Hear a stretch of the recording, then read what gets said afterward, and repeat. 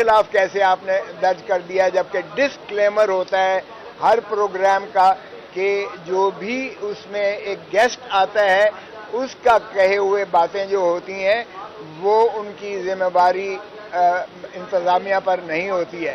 تو بہرکیف یہ جب مقدمہ درج ہوا تو پاکستان کی نہ صرف ساری جرنلسٹ برادری نے، پریس اور پرنٹ الیکٹرانک میڈیا نے اس پر بہت زیادہ برہمی کا اظہار کیا، بلکہ بین الاقوامی طور پر بھی اس کو یہ متصور کیا گیا کہ یہ میڈیا کا، آزاد میڈیا کے گلا دبانے کے مترادف ہے، جو نہ صرف انسانی حقوق کی پامالی کرتا ہے، آرٹیکل 19 جو یونیورسل ڈیکلریشن ہے اس کی خلاف ورزی ہے، بلکہ آرٹیکل 19 جو ہمارا آئین کا ہے اس کی بھی فنڈامنٹل رائٹ جو ہے اسپیچ اور انفارمیشن اس کی بھی وائلیشن میں ہے.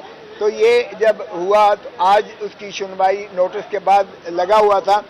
ایڈوکیٹ جنرل اسلام آباد پیش ہوئے اور انہوں نے پھر 2 تاریخیں جو پہلے جس طرح ہوئی تھیں اس پر انہوں نے التوا کے لیے پھر استدعا کی، لیکن اس التوا کی استدعا کو جج صاحبان نے کہا کہ آپ کو بہت موقع مل چکے ہیں، آپ بتائیے ان کے خلاف شہادت کیا ہے. تو شہادت جب کی بات آئی تو ایک اس میں ٹرانسکرپٹ کی دکھایا گیا، اور وہ ٹرانسکرپٹ جو ہے وہ کہتے ہیں کہ شہباز گل کے ایما پر ایک زیر تعمیر کوٹھی سے ایک ڈائری برآمد کی گئی، ایک میز سے زیر تعمیر کوٹھی سے، اور اس ڈائری میں یہ ٹرانسکرپٹ ایک ڈاکیومنٹ برآمد ہوا جس کے اوپر عماد یوسف کا نام لکھا ہوا تھا باقیوں کے. تو جج صاحبان کہنے لگے کہ بھائی یہ اس کا لکھا ہوا ہے، انہوں نے کہا نہیں عماد یوسف کا نہیں. تو کیا عماد یوسف نے پروگرام میں اس کا نام عماد یوسف کا آیا؟ کہ جی وہ بھی نہیں آیا. تو اس سے برآمدگی ہوئی؟ نہیں جی برآمدگی بھی اس سے نہیں ہوئی ہے. اور پھر انہوں نے کہا کہ اگر اس پر لطیف کھوسا کا نام لکھ لیتے تو آپ پھر لطیف کھوسا کو پکڑ لیتے، یا کسی اور کا نام لکھ لیتے تو آپ اس کو ملزم بنا دیتے. تو یہ انہوں نے کہا کیا یہی شواہد ہیں، یہی ثبوت ہے، یہی اس کے خلاف ہے؟ انہوں نے کہا جی مجھے ٹائم دیں، مجھے ٹائم دیں. تو تفتیشی موجود تھا مثل سے، انہوں نے کہا آپ تتمہ بیان پڑھیں. اور جب تفتیشی نے تتمہ بیان مدعی کا پڑھا تو اس میں صدف عبدالجبار نے پروگرام کیا تھا، خاور گھمن اس کے کوآرڈینیٹر تھے، اس کے جو ہے ارشد شریف جو ہے وہ اس کے وہ تھے، اور اسی طرح جو ہے باقی دیگر اشخاص کا نام بھی تھا. باقی ساروں کو جو ہے بری ذمہ کر دیا، اور اس شخص کو جو کراچی میں بیٹھا ہوا ہے انہوں نے کہا یہ چیف کوآرڈینیٹر تھا ARY کے پروگرامز کا، لہذا اس کی جو ہے انہوں نے کہا یہ کیا بات ہو گئی، پروگرام جو ہے یہاں ہو رہا ہے، کر اس کو جو رہی ہے وہ آپ کی ملزم نہیں ہے، جو خاور گھمن جو اس کو کوآرڈینیٹر کر رہا ہے وہ ملزم نہیں ہے، وہ سارے بے گناہ ہیں. تو یہ عماد یوسف کہاں سے بیچ میں آ گیا؟ اس کے علاوہ انہوں نے کہا شہادت بتائیے گا. تو کوئی شہادت ان کے پاس نہیں تھی.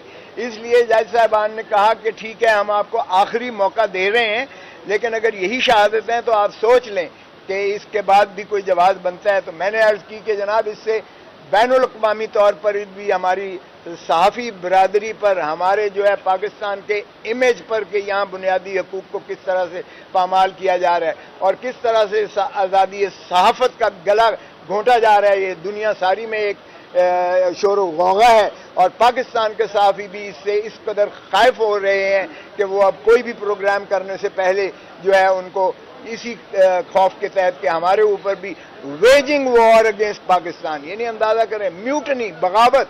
یہ اتنے بڑے بڑے دفعات وہ لیگسی لگا دی گئی جو 1923 میں جو تاج برطانیہ نے غلام رکھنے کے لیے جو قوانین میں ترمیم کی تھی یا بنائے تھے، ان کا جو ہے غوغا اور شوشہ ہمارے اوپر ڈالا گیا ہے. اور ہماری تو اس میں بھی آرٹیکل سیکشن 196 ہے کہ sanction of the federal government یا پروونشل گورنمنٹ. تو سینکشن بھی اس کے خلاف نہیں تھی کوئی شہباز گل کی، اور سٹی میجسٹریٹ یا ڈسٹرکٹ میجسٹریٹ کو کوئی اختیار نہیں ہے کہ وہ فیڈرل گورنمنٹ نہیں ہے. جو انہوں نے پیش کیا وہ بھی سینکشن نہیں تھی. سو کسی انداز سے بھی یہ عماد یوسف یا کسی میڈیا چینل کے خلاف چینل یا ان کے کسی کوآرڈینیٹر یا کسی ان کے جو ہے آرگنائزر یا ان کے پریزیڈنٹ یا مالک کو بھی بنا دیا انہوں نے اس میں جو ہے اقبال صاحب کو بھی.